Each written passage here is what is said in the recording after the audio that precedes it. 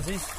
سلام علیکم دوستان عزیز. این روز خطی حاجی بوبی دوست مراد شریفов تصمیم گرفتیم که حضرت خواجه بلطاهری بلاگردان زیارت بریم دوستان عزیز.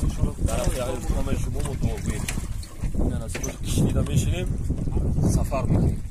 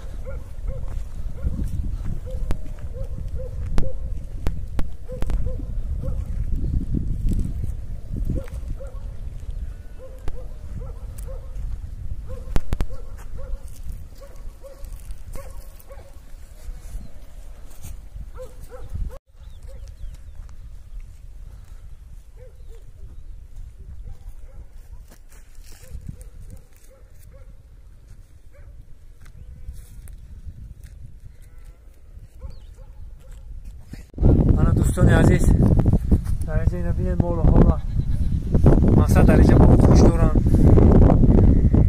خوش به حالشون خیلی ما آمده ایستیم خریب آمدیم خوجا عبدالطاهری بلاگردان در انشاءالله که از زیارت میکنیم یک هفته میکنیم میریم هم